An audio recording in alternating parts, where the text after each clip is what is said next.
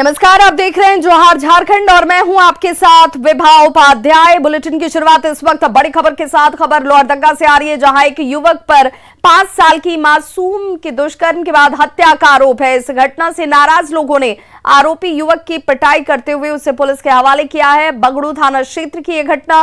परिजनों का यह आरोप है कि चॉकलेट देने के बहाने आरोपी नाबालिग को गांव के बाहर ले गया और घटना को अंजाम दिया गया। गांव में वापस आने पर जब वो अकेले गांव पहुंचा तो लोगों ने उससे पूछताछ की और इसी दौरान उसकी संदिग्ध गतिविधि देखकर लोगों को शक हुआ, जिसके बाद जब कड़ाई से पूछताछ की गई तो पूरे मामले का खुलासा हो गया। घटना के बाद लोगों में आक्रोश है और आरोपी को कड़ी से कड़ी सजा देने की मांग की जा रही है। इधर पुलिस ने आरोपी को गिरफ्तार कर लिया है। इस पर हत्या और दुष्कर्म के साथ ही पॉक्सो एक्ट की धारा लगाई गई है।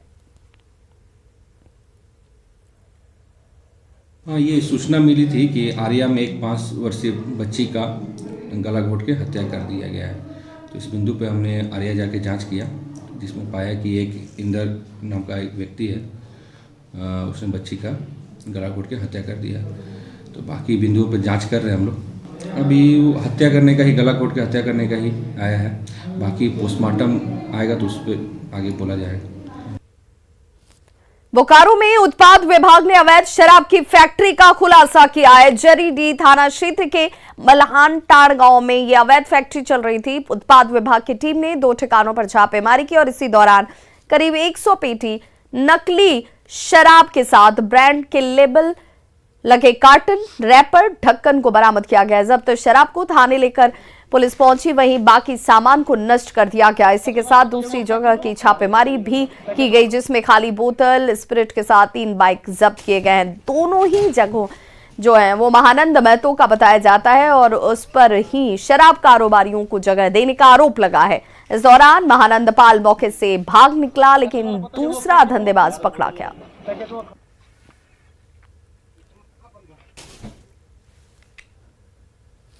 हजारीबाग के बड़कागांव प्रखंड में अवैध कोयले के कारोबार पर वन विभाग ने अपनी बड़ी कार्रवाई की है। रेंजर के नेतृत्व में गोंदलपुरा और भिलवा टोकरी में छापेमारी अभियान चलाया गया, जिस दौरान करीब 30 टन अवैध कोयला जब्त हुआ है, जिसे बड़कागांव रेंज ऑफिस लाया गया।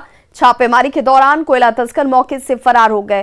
कार्रवाई के दौरान एक अवैध कोयला खदान की डोजरिंग भी की गई। रेंजर ने कोयले के अवैध कारोबार पर आगे भी कार्रवाई को जारी रखने की बात कही है। वहीं वन विभाग की कार्रवाई से कोयला कारोबारियों में हड़कंप है। में जो खनन अवैध करके ये कर रहा था, उसको डोजरिंग कराया गया है और लगभग 27 से 28 टन जो लोग अवैध खनन करके एकत्रित की भंडारित किए हुए था, उसको हम लोग ट्रैक्टर से जब्त करके ढुलवा करके और वन क्षेत्र कार्यालय बड़कागांव में रखने की कार्रवाई की। बड़कागांव वन प्रक्षेत्र में माफियाओं का हड़कंप मचा हुआ था। वे लोग कोयले को अवैध खनन कर करके तस्करी कर रहे थे। उनको नकेल कसने के लिए आज अचानक 10 बजे के समय में जा करके वो लोग को कार्रवाई किया गया और अवैध खनित कोयले को जब्त किया गया और माफिया भागने में सफल हो गए। गिरिडीह के बगोदर के खरखरो गांव में जमीन विवाद को लेकर 2 गुटों के बीच खूनी संघर्ष हुआ, जिसमें दोनों पक्षों के 14 लोग बुरी तरह से घायल हो गए। आनन फानन में इन सभी घायलों को बगोदर सीएचसी ले जाया गया, जहां से बेहतर इलाज के लिए इन्हें रेफर कर दिया गया। बताया जाता है कि खरखरो में एक जमीन के टुकड़े पर उस्मान अंसारी और इम्तियाज अंसारी ने दावा ठोका था। एक पक्ष की ओर से जमीन पर निर्माण कार्य कराया जा रहा था। इसी दौरान दूसरे पक्ष के लोग भिड़ गए। लाठी डंडे हथियार का इस्तेमाल किया गया, जिस हमले में 14 लोग घायल हुए, जिनमें से 4 की हालत गंभीर बताई जाती है। घायलों में 6 महिला और 8 पुरुष हैं। घटना की जानकारी मिलने के बाद पुलिस मौके पर पहुंची और फिलहाल इस पूरे मामले की तहकीकात में जुट गई है। हमारे पास जमीनी विवाद के कारण मारपीट का केस 14 केसेस आया हुआ है और 14 में से 14 को यहाँ से रेफ़र किया गया है। कुछ उसमें से ज़्यादा सीरियस लोग हैं, हेड इंजरी है उन लोगों का, और सारे लोगों को यहाँ से रेफ़र किया जा रहा है।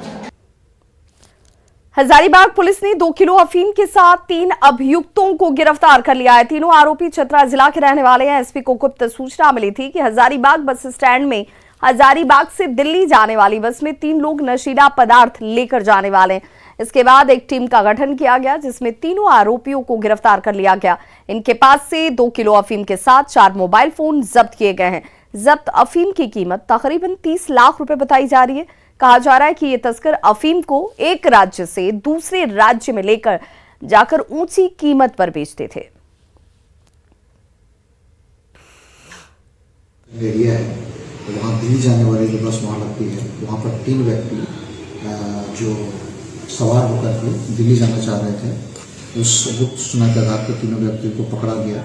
उनके बैग से 2 किलो अफीम बरामद हुआ, जिसको तीनों व्यक्तियों को गिरफ्तार करके विधिवत न्यायिक हिरासत में भेजा जा रहा है। एवं जो जब्त किया गया प्रदर्श है, इसे हम लोग जाँच के लिए जब्ती सूची बना करके रखे हुए हैं और इसको जांच के लिए विधिवत हम लोग कार्रवाई करें।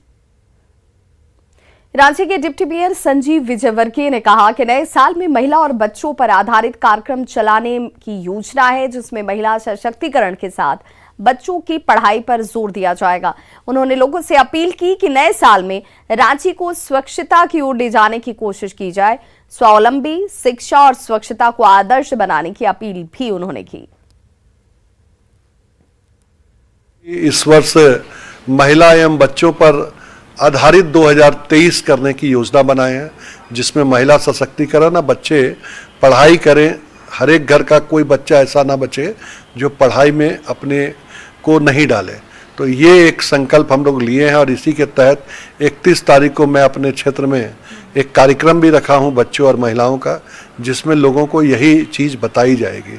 तो लोगों से यही अपील कि हम नए वर्ष में रांची शहर को स्वच्छता की ओर ले जाने का काम करें। शहर अपना है, उसमें अपनी समान भागीदारी अपनाते हुए शहर को बढ़िया करना चाहिए। साथ ही साथ स्वावलंबी होने के साथ शिक्षा का प्रचार प्रसार बढ़ना चाहिए। ये इस वर्ष का एक मोटो अगर रहे तो मैं समझता हूं कि नया वर्ष कुछ ना कुछ अच्छा करके जाएगा। झारखंड सरकार शिक्षा में सुधार के लाख दावे कर ले, लेकिन शिक्षा व्यवस्था भगवान भरोसे ही चल रही है। इसकी एक बानगी धनबाद के बागबारा प्रखंड का मिडिल स्कूल बहियारडी है, जहां पर हालात बदतर हैं। स्कूल में मात्र 3 शिक्षक हैं, 2 शिक्षक ड्यूटी पर हैं और स्कूल एक शिक्षक के भरोसे चल रहा है। एक ही कमरे में क्लास 1 से लेकर 8वीं तक की चलती है और यहीं पर ये सारे बच्चे पढ़ते हैं। स्कूल में सब कुछ जुगाड़ तंत्र के सहारे चल रहा है। बच्चों का कहना है कि यहाँ पढ़ाई के नाम पर खानापूर्ति ही होती है। ज्यादा जानकारी दे रहे हैं संवाददाता संजय गुप्ता।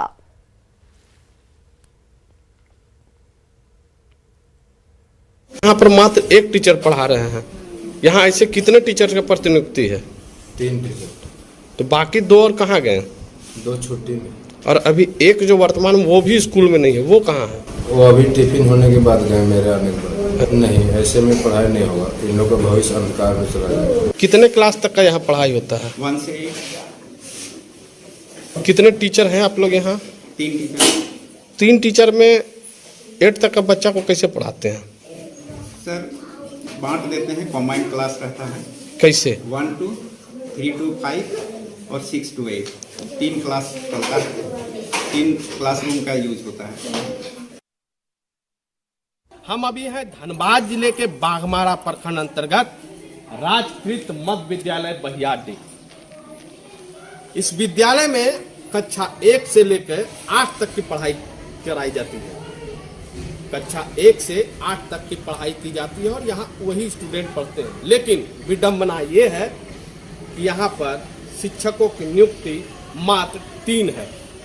अब ऐसे में आप समझ सकते हैं कि 3 टीचर कक्षा 1 से लेकर 8 तक के बच्चों को क्या पढ़ाते होंगे और बच्चे क्या पढ़ते होंगे। अगर झारखंड सरकार ये कहती है कि शिक्षा व्यवस्था को हम सुधार रहे हैं, तो कम से कम इस तस्वीर को देखने के बाद उनकी आंखें खुलनी चाहिए और कम से कम एक ऐसी व्यवस्था की जाए कि यहाँ पर शिक्षकों की नियुक्ति हो और बच्चे के जो भविष्य स्कूल में बनाने आते हैं वह वाकई में बने, ना कि अंधकार की तरफ चले जाए। पूजा, आप कौन से क्लास में हो? 8 क्लास में। और अभी वर्तमान में यहाँ कौन क्लास के बच्चे बैठे हैं? 1 से लेके 8 तक। 1 से 8 तक एक क्लास में बैठे हो? हाँ। तो फिर क्या पढ़ रहे हैं आप? अच्छा, यहाँ कितने टीचर हैं? 3 टीचर और अभी वर्तमान में कितने टीचर हैं? 1 टीचर बाकी 2? 3 क्लास में कौन कौन क्लास के बच्चे हैं? 1 से 8 तक। समझ में आ रहा है कुछ? क्या चाहते हैं आप लोग? सरकार से क्या चाहते हैं? सर से क्या चाहते हैं? अच्छा से पढ़ाई होगा। रोशनी जी कौन से क्लास में आप हैं? 7 में। कितने टीचर हैं यहाँ? 3 टीचर हैं। 1 से 8 तक की पढ़ाई होती है यहाँ पर। अच्छा, इस क्लास में कितने तक के बच्चे हैं? 1 से लेकर 1 से 8 तक। क्या लगता है, सही से आप लोग पढ़ पा रहे हैं? सरकार बोले कि हम बच्चों को अच्छी पढ़ाई दे रहे हैं। यहाँ पढ़ाई जैसे 3 टीचर रहता है ना, तब अच्छा से पढ़ाई होता है, लेकिन यहाँ तो एक ही टीचर है ना, 2 दिन से। ऐसे में आप समझ सकते हैं कि 1 से लेकर 8 तक के बच्चों को एक कमरे में बैठाया जा रहा है। हालांकि ये व्यवस्था 2-3 दिनों से है, लेकिन परमानेंट इस रूम में क्लास 6 से 8 तक के बच्चों को पढ़ाया जाता है। स्कूल को केवल सुंदर बनाने से नहीं, सुंदर पढ़ाई करने से पढ़ने वाले बच्चों के भविष्य सुधर सकते हैं। संजय गुप्ता, न्यूज 18। जमशेदपुर में सीएम हेमंत ने शहीद निर्मल महतो को श्रद्धांजलि दी। निर्मल महतो की जयंती पर कदमा के उलिहान में शहीद निर्मल महतो मैदान में सीएम ने सभा को संबोधित किया। सीएम ने निर्मल महतो की प्रतिमा पर पुष्पांजलि अर्पित की। कार्यक्रम में विधायक रामदास सोरेन, स्वास्थ्य मंत्री बन्ना गुप्ता और मंत्री चंपई सोरेन मौजूद रहे। आपको बता दें कि निर्मल महतो ने झारखंड के अलग राज्य के आंदोलन में अपनी अहम और अग्रगणी भूमिका अदा की थी।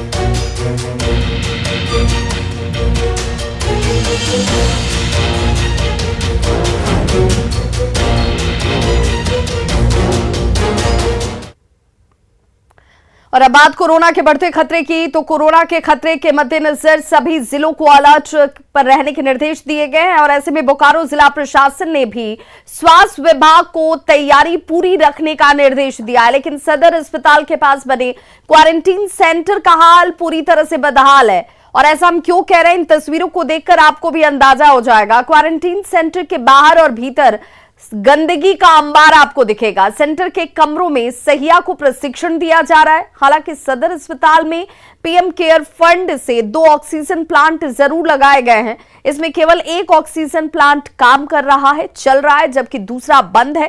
क्वारंटीन सेंटर का जायजा लिया हमारे संवाददाता मृत्युंजय कुमार ने। कोरोना के संभावित खतरे को देखते हुए बोकारो जिला प्रशासन का स्वास्थ्य विभाग कितना अलर्ट है, उसी की पड़ताल करने के लिए हम बोकारो के क्वारंटीन सेंटर आए हैं और हम यहां पड़ताल करेंगे कि आखिर यहां क्या व्यवस्था है, साफ सफाई की क्या व्यवस्था है और ऑक्सीजन प्लांट कैसे ऑपरेट कर रहा है। तो हम सबसे पहले तस्वीर दिखाना चाहते हैं कि यह जिला प्रशासन का कोविड क्वारंटाइन सेंटर है और यहाँ जो है, जो मरीज आते हैं, जो संक्रमित होकर आते हैं, उसको पूर्व से यहाँ रखे जाने की व्यवस्था की गई है।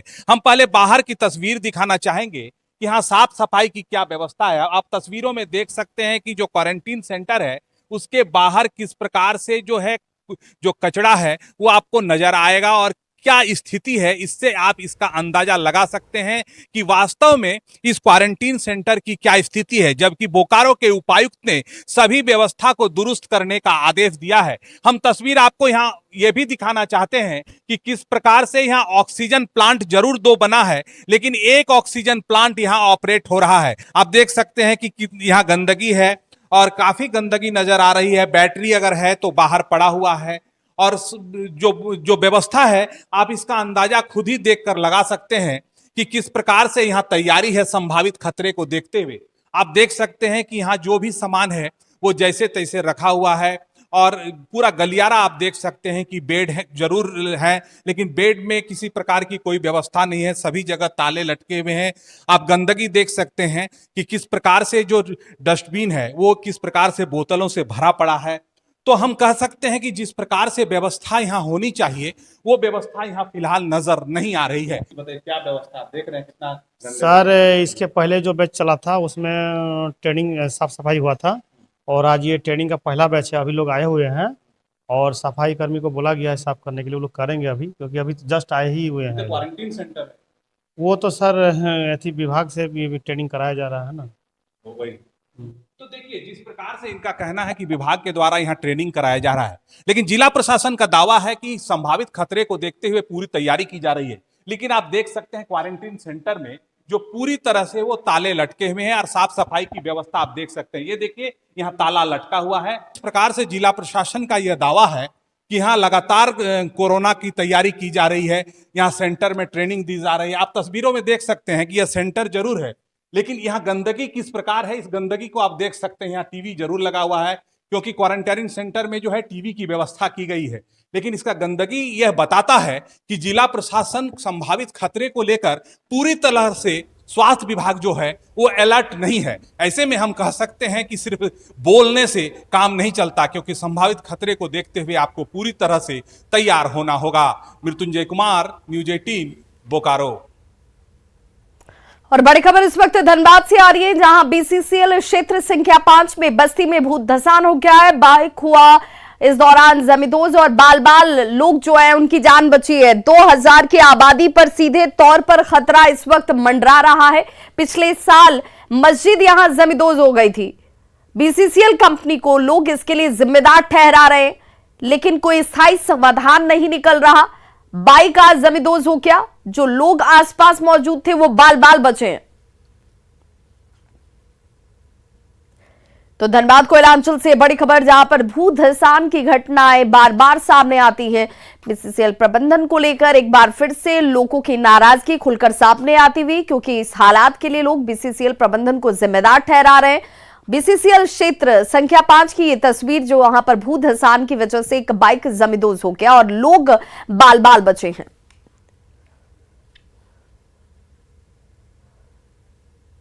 और चलिए अब देखते हैं झारखंड 2020।